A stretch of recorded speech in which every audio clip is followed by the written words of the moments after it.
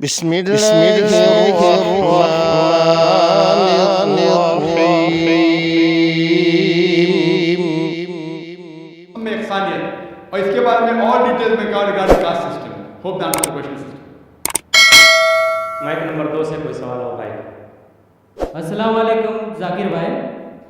I am Joseph Fernandes working in a call centre. میرا سوال آپ سے یہ ہے کہ مجھے کئی دوست ملے جن میں سے کچھ سیاہ ہیں اور کچھ سنی. جیسے آپ نے کچھ دیر پہلے بتایا کہ جو انسان مانتا ہے کہ اللہ ایک ہے اور محمد علیہ السلام آخری پیغمبر ہے تو میں مانتا ہوں اس بات کو. تو اگر میں یہ کہوں کہ میں مسلمان ہوں تو یہ جھوٹ نہیں ہے.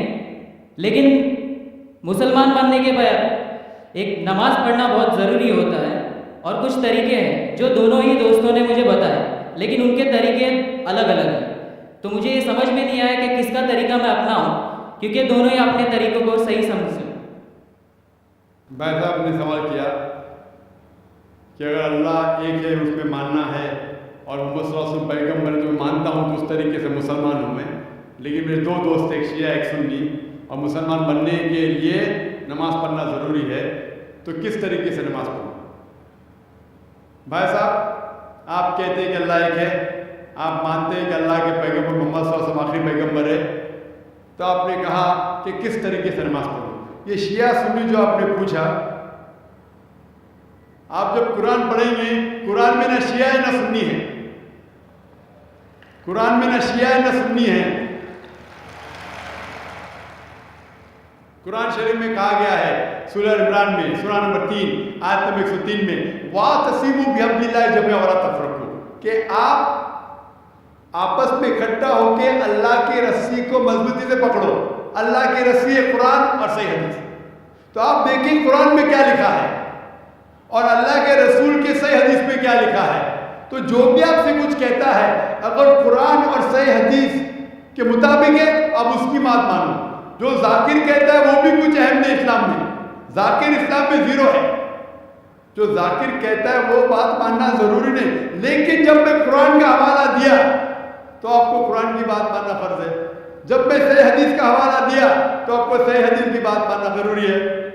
تو اسی لیے کوئی بھی شخص کچھ کہتا ہے اگر اختلاف ہے اس میں تو پھر سے رجوع ہو جاؤ قرآن اور حدیث کے پاس. کیونکہ قرآن میں لکھا ہے سورہ نساء میں سورہ نمبر 4 آیت نمبر 59 میں ورس نمبر 59 میں اطیعوا اللہ واطیعوا الرسول, اللہ کی اطاعت کرو, اللہ کی بات مانو اور اللہ کے رسول کی بات مانو. اور وہ لوگ those who have been charged with authority, جو اولو الامر ہے, وہ لوگ جو آپ کے امیر ہیں. لیکن اگر ان میں اختلاف ہے پھر سے رجوع ہو قرآن اور حدیث کے پاس, اللہ اور اللہ کے رسول کے پاس. تو اگر دو شخص دو عالم کوئی بھی اختلاف ہے آپ پھر سے مڑو اللہ اور اللہ کے رسول کے پاس, قرآن اور صحیح حدیث کے پاس. پھر دیکھو کہ کون سا دوست, کون سا مسلم, کون سا عالم, کون سا مولانا قرآن اور صحیح حدیث کے مطابق کہہ رہا ہے. آپ سمجھیں؟ تو اس سے پتا چلے گا کہ کیا صحیح ہے. آپ بولتے ہیں کہ نماز پڑھنے کے طریقے میں اختلاف ہے.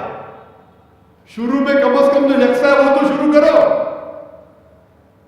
اختلاف بہت تھوڑا ہے, نماز کے طریقے میں اختلاف بہت تھوڑا ہے, جو یکساں ہے وہ تو شروع کرو. اگر آپ مسلمان بننا چاہتے ہیں تو اتنا وقت کیوں لے رہے؟ خالی نام کے مسلمان ہونا ضروری نہیں ہے, وہ کوئی فائدہ نہیں. عملی طور پہ مانو کہ اللہ ایک ہے, اس کی عبادت کرو اور آخری رسول محمد صلی اللہ علیہ وسلم پہ ایمان لاؤ. اور اس کے بعد پھر تحقیق کرو آپ کے دو دوست لوگ جو بول رہے قرآن سے کون میچ کرتا ہے, صحیح حدیث سے کون میچ کرتا ہے. کیونکہ اللہ کے رسول فرماتے ہیں صحیح بخاری کی حدیث ہے اس طریقے سے نماز پڑھو جس طریقے سے آپ نے مجھے دیکھا. تو جو صحیح حدیث سے ثابت ہے قرآن اور صحیح حدیث سے اس طریقے سے نماز پڑھو. لیکن اگر 19-20 فرق ہے کم از کم تو یکساں وہ تو شروع کرو. اختلافی باتوں پہ تحقیق کرو, انشاءاللہ پتہ لگ جائے گا آپ کو کیا صحیح ہے. تو انشاءاللہ آپ صرف نام کے مسلمان مت ہو, عملی طور کے اوپر مانو کہ اللہ ایک ہے اور اللہ کے رسول محمد صلی اللہ علیہ وسلم آخری پیغمبر ہے. Hope that's the question. Thank you sir.